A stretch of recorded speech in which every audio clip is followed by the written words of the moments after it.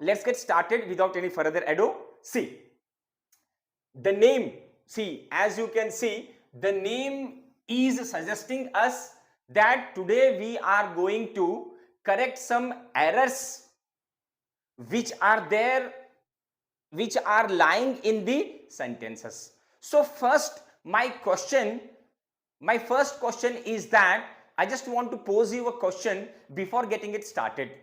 So let me pose you a question. I'll ask that in Hindi, you just translate that into English. देखिए, हम ज्यादातर हिंदी में ऐसे बोलते हैं कि मेरे बॉस मेरे सर के ऊपर बैठे हुए हैं ये काम करवाने के लिए, ये काम करवाने के लिए मेरे बॉस मेरे सर पे बैठे हुए हैं. Can we change this sentence as we are speaking in Hindi? Can we change that as it is in English? No, it is not at all possible, guys. One thing you have to bear in your mind, that one-to-one correspondence is not there in any two languages. There is no any one-to-one correspondence between any two languages. Remember this thing. So we cannot change the sentence which is in Hindi as it is in English. No, we can't change that thing like in that way. So अभी मैं हिंदी में कैसे बोल रहा हूं, जैसे कि मेरे जो बॉस है मेरे सर के ऊपर बैठ गए हैं ये काम करवाने के लिए. Can I say like this, that my boss is sitting on my head to get the work done? No, we cannot say like this, because you are no more kids, isn't it? You have grown up. So you should enrich your vocabulary, as well as you have to learn a lot of English grammar rules. Otherwise, your English will be a kind of broken English. So it is up to you, guys, whether you want to speak broken English or you want to speak grammatically correct English. It is up to you. So let us learn some grammar rules. So pay your heed to this thing. See, we cannot say like this as we say in Hindi. No, we cannot translate that as it is in English. No, it is not possible. As I told you that there is no one-to-one correspondence between any two languages. Remember this thing. So let us learn this thing. My boss is sitting on my head to get work done. No, it is incorrect. It is wrong. Because हम लोग यहां पे क्या कर रहे हैं, जैसे मैंने हिंदी में बोला है वैसे मैं इंग्लिश में चेंज कर रहा हूं. ऐसे नहीं होता. क्या मेरे जो बॉस है सच में आकर मेरे सर पे बैठ जाएंगे? नो, इट इज ऐसा नहीं होता, guys. So see, let's learn. फिर कैसे होता है देखते हैं. My boss is following up on me. My boss is following up on me to get work done. मेरे जो बॉस है वो मेरे सर पे बैठे हुए हैं ये काम करवाने के लिए. ऐसा हम लोग हिंदी में बोलते हैं, लेकिन लिटरली उसका मीनिंग कुछ अलग होता है इंग्लिश में. ऐसे नहीं होता कि sitting on my head. I hope you got it. देखिए, अब आपको समझ में आ रहा होगा शायद कैसे बोलते हैं. My boss is following up on me to get work done. मेरे बॉस जो है मेरे सर पे बैठे हैं ये काम करवाने के लिए. तो हम लोग कैसे बोलेंगे? ऐसे नहीं बोलेंगे my boss is sitting on my head to get work done. No, it is incorrect, guys. So which one is correct? This one is correct. How we have to say this thing in English? ये चीज हम कैसे English में बोलेंगे कि मेरे जो boss है मेरे सर पे बैठे हुए हैं काम करवाने के लिए? ऐसे बोलेंगे इंग्लिश में. My boss is following up on me to get work done. देखिए कितना आसान है अगर आप समझेंगे तो. सेकेंड सेंटेंस देखिए. I don't know how he behaves with people. Can you locate the error which is lying in this sentence, guys? क्या आपका नॉलेज इतना है कि आप इस सेंटेंस में जो सेकेंड वाला सेंटेंस है उसमें आप एरर को ढूंढ सके और सही कर सके? Can you correct the error which is lying in this sentence in second sentence, guys? See, I'll read this sentence to you. Pay your heed to this thing. Be all ears to me. I don't know how he behaves with people. Where is the error in this sentence? Can you locate? चलो, नहीं आता है तो कोई बात नहीं. That's okay if you don't know. I'll make you understand where the error is lying. I'll correct that. See, whenever we are going to make use of behave, we don't have to make use of with. Remember this thing. Whenever we are going to make use of this behave word, we cannot use with. Instead, we have to use towards. with के बदले क्या आता है? towards. याद रखिए आप लोग, with नहीं आता. फिर से हम लोग जैसे हिंदी में यूज करते हैं ना, वो मेरे साथ कैसे बिहेव करता है, तो हम इंग्लिश में भी हम लोग क्या ले रहे हैं? विथ ले रहे हैं. लेकिन एग्जैक्ट ग्रामर में विथ नहीं होता, वो होता है टुवर्ड्स. Towards, right? आई होप आपको समझ में आ चुका है. बिहेव विथ नहीं होता है, बिहेव टुवर्ड्स होता है, राइट? इससे पहले मैं जब भी कोई इंग्लिश में बात करता है तो मैक्सिमम वो लोग कैसे यूज करते हैं? Behave with. नहीं, बिहेव के साथ विथ नहीं आता, उसके साथ टुवर्ड्स आता है. For this, if you want to become totally perfect at all these things, means we have to learn even collocations. Not only these all rules, even we have to learn collocations. Then only we are get to know about this thing. Then only we are going to get to know about ample of things. So you gotta pay to the next sentence. You gotta pay your head. You gotta pay your attention to the next sentence. See, the next sentence. Many times I see my neighbor going to office. I'll give you 30 seconds. If you are able to solve this, you can solve this. Otherwise, I will solve this with explanation. Can you solve this? Where is the error? Correct the error. Many times I see my neighbor going to office. इसमें कहां पे है error? क्या आप बता पाएंगे? I'll give you 30 seconds. अब 30 seconds ले लीजिए. जो थर्ड क्वेश्चन है ना, थर्ड वाला, थर्ड सेंटेंस है. देखिए, 30 seconds है आपके पास.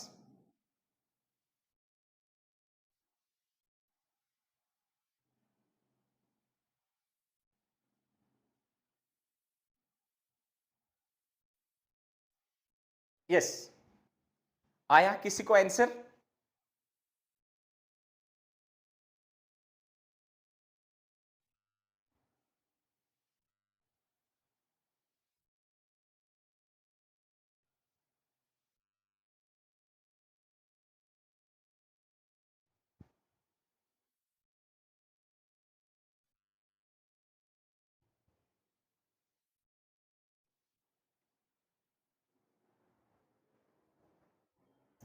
चलिए कोई बात नहीं, मैं ही बता देता हूं अगर आपका आंसर नहीं आया है तो. मेनी टाइम्स हम लोग कब यूज करते हैं आपको पता है? जब हम if only if you can count time, how many times that thing happened. When you are going to count how many times it took place, then you have to use many times. अगर आपको याद है कितने बार, अगर आपको count करना है कितने बार आपने अपने नेबर को देखा है ऑफिस जाते हुए, कितने बार, क्या कोई गिनता है कि मेरा नेबर इतने बार ऑफिस गया, उतनी बार मैंने देखा? ऐसे कोई गिनता है क्या? नहीं, ऐसे नहीं गिना जाता. हम लोग कॉमनली बोलते हैं कि मैं बहुत बार देखता हूं जब मेरा जो नेबर है वो ऑफिस जाता है, मैं उसको देखता हूं. मैं काउंट नहीं करता, मैंने उसको 50 बार देखा है, 100 बार देखा है. अगर फिर भी आप काउंट करना चाहते हैं तो आप इसको यूज कर सकते हैं, मेनी टाइम्स. लेकिन अगर आपको काउंट नहीं करना है तो आप बोलेंगे वेरी ऑफन. क्या बोलेंगे? Very often. Very often. But American people क्या करते हैं इसको? Very often. वो लोग टी को भी पढ़ लेते हैं. वो लोग क्या करते हैं? टी को भी पढ़ लेते हैं, वेरी ऑफ्टन बोलते हैं. लेकिन हमें ब्रिटिश इंग्लिश में टी पढ़ने की कोई जरूरत नहीं है, तो वेरी ऑफन बोल सकते हैं. इस टी को मैं क्या कर दूंगा? ब्रैकेट में डाल दूंगा. What does it mean? अगर मैं किसी लेटर को ब्रैकेट में डालता हूं तो उसका मतलब हो जाएगा कि वो साइलेंट लेटर है. ओके, तो यहां पे हमें आना चाहिए था वेरी ऑफन, क्योंकि हम याद नहीं रखते, काउंट नहीं करते. मैंने 50 बार देखा है या 100 बार देखा है मेरे नेबर को जाते हुए ऑफिस को. नो, ऐसा नहीं है.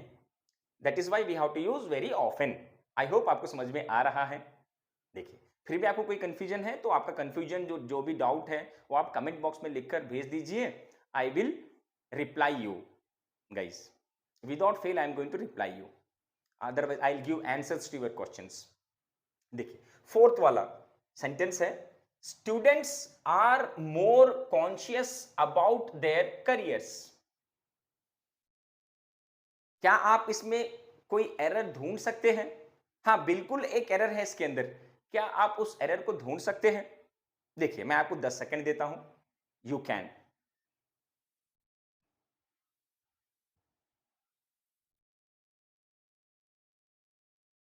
चलिए, कोई बात नहीं। अगर आपने एरर ढूंढ लिया है, it means that you have good knowledge of English, you have English knowledge to some great extent. Very good.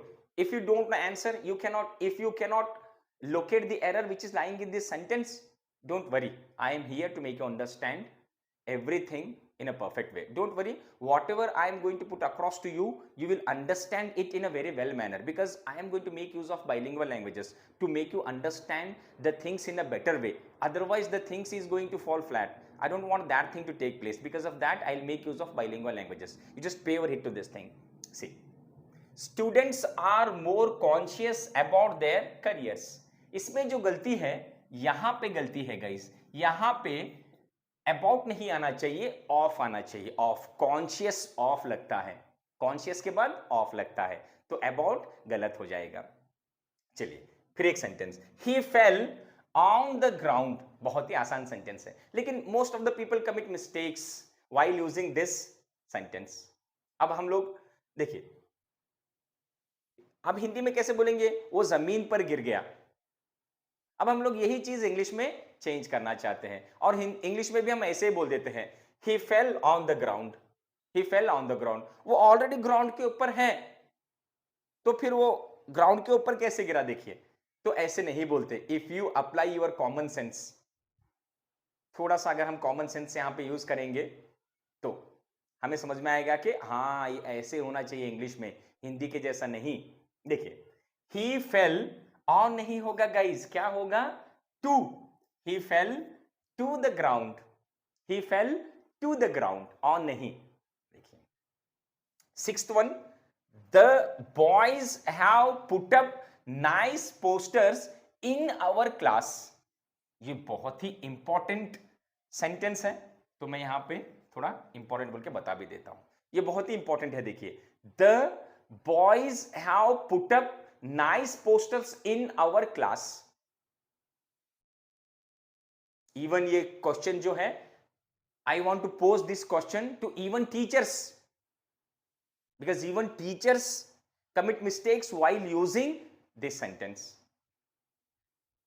क्या आप बता सकते हैं ये जो सिक्स्थ सेंटेंस है, इसमें एरर कहां पे है? Can anybody let me know where the error is lying in sixth sentence? One error is lying in this sentence. Can you locate that error?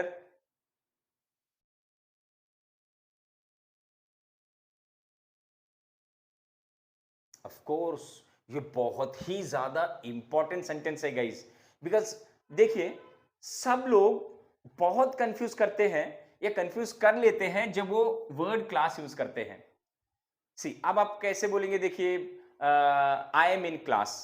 जब आप फोन पे बात कर रहे हैं, तो आप कैसे बोलोगे किसी को, अपने फ्रेंड को या किसी को? I am in class, I will call you back, और I will call you later, right now I am in the class. No guys, you are not in the class, you are in the classroom. पहले तो आप ये समझिए कि class बोले तो क्या, इसका मतलब क्या होता है? क्लास, क्लास का मतलब क्या होता है? क्लास का मतलब होता है a group of students. Class का मतलब होता है अ ग्रुप ऑफ स्टूडेंट्स। लेकिन आप ग्रुप ऑफ स्टूडेंट्स नहीं बोल रहे हैं, आप एक बिल्डिंग है या एक कॉलेज है, उसके अंदर एक स्ट्रक्चर है, एक आप बोल सकते हैं कि आप वहां पे एक या स्टोन से या ब्रिक से एक रूम बांधा हुआ है, और आप उसको क्लास बोल रहे हो। नो, क्लास का मतलब होता है अ ग्रुप ऑफ स्टूडेंट्स। आप जो उस रूम के बारे में बात कर रहे हैं ना, जिसको हम कॉलेज के अंदर क्लास बोलते हैं, क्लास नहीं बोलना चाहिए, क्लासरूम बोलना चाहिए। याद रखिए आप, कैसे होगा ये sentence? The boys have put up nice posters in our classroom, in our classroom.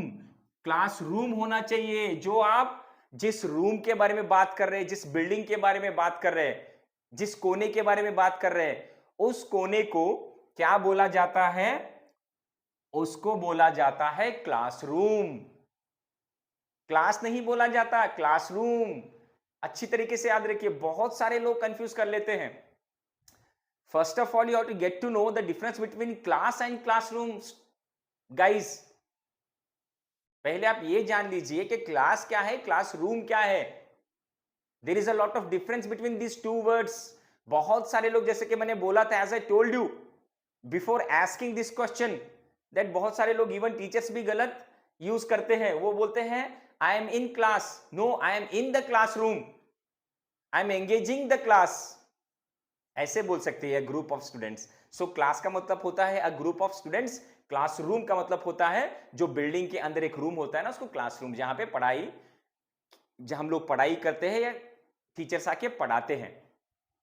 I hope you understood this. देखिए, क्लास का मतलब होता है a group of students, classroom का मतलब होता है वो बिल्डिंग, एक जो रूम में आप पढ़ा रहे हैं उसको क्लासरूम बोलते हैं। Don't get confused.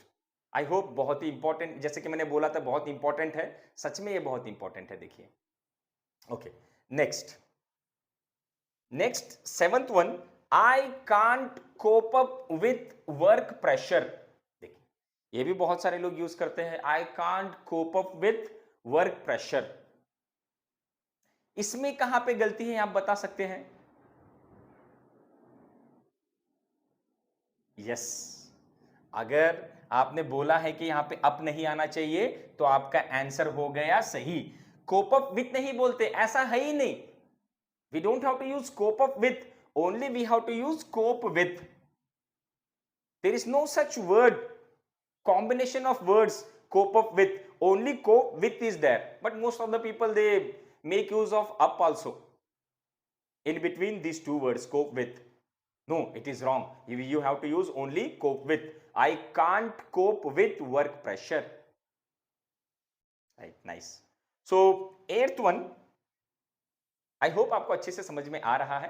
फिर भी आपको कोई कंफ्यूजन है तो आप कमेंट बॉक्स में लिखकर मुझे भेज सकते हैं। Don't worry, I will give answers to your questions. So lend your ears to this sentence now. Eighth one, fill up the application form. Fill up the application form. And like did you listen to me carefully what I said? Fill up the application form. I am not saying the, I am saying the, I am pronouncing it the. Why? See, when if we are using the before vowel letters, we have to pronounce it the. Whereas if we are using the before consonants, then we have to use it, then we have to pronounce it the. Hindi में भी बोल देता हूं। अब मैंने इसको क्या बोला? दी बोलकर पढ़ा है, दी एप्लीकेशन। अगर वोवेल लेटर्स के सामने आता है तो हम इसको दी बोलते हैं, अगर कॉन्सोनेंट्स लेटर्स के सामने अगर टी आता है तो हम उसको द बोलते हैं। सिंपल चीज है। तो इसमें क्या गलती है, कोई बता सकता है? Fill up the application form. बहुत सारे लोग बोलते हैं please fill up the form. फिर से बहुत सारे लोग यहां पे गलती करते हैं, फिल अप द फॉर्म। अरे ये तो it sounds completely correct, it sounds correct. अरे मैंने बहुत बार सुना है, I heard it many times. People say fill up the form. No, no guys. यहां पे फिल अप नहीं आना चाहिए, यहां पे फिल इन। क्या आना चाहिए? Fill in the application form. Fill in, जब भी आप फॉर्म भर रहे हैं तो फिल इन होता है। हाँ, अगर आप किसी पॉट के अंदर पानी भर रहे हैं तो वहां पे फिलअप होता है। समझ में आ गया? देखिए, फिलअप जो है, अगर मैं किसी जग के अंदर पानी भर रहा हूं तो वो फिलअप हो जाएगा, लेकिन जब हम फॉर्म फिलअप करते हैं ना तो उसको फिल इन बोला जाता है। बहुत सारे लोग यहां पे गलती कर देते हैं, fill up the form, fill up the form नहीं, fill in the application form, ऐसे बोलना चाहिए।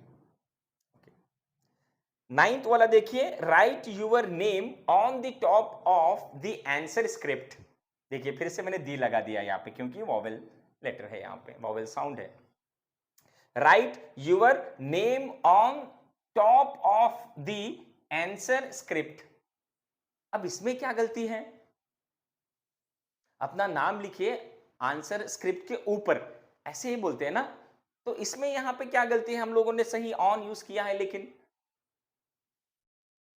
यस, क्या आप आंसर बोल सकते हैं? यस, यहां पे ऑन नहीं आता गाइस, यहां पे आता है at. At, at, at top of the answer script, on top of the नहीं, at top of the answer script, at आना चाहिए, एट। ओके, उसके बाद यहां पे देखिए last one. Okay, I am sitting in the shadow, I am sitting in the shadow, इसमें क्या गलती है? इसमें भी गलती है, अगर आप ढूंढ सकते हैं तो।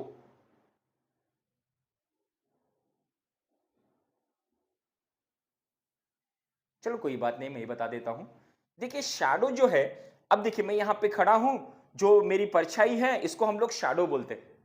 अगर आपको धूप लग रहा है तो थोड़ी ना मेरे परछाई के अंदर आकर बैठ जाएंगे आप, नहीं, ऐसे नहीं होता। शैडो नहीं, शैडो नहीं बोलना चाहिए, यहां पे बोलना चाहिए शेड, छांव।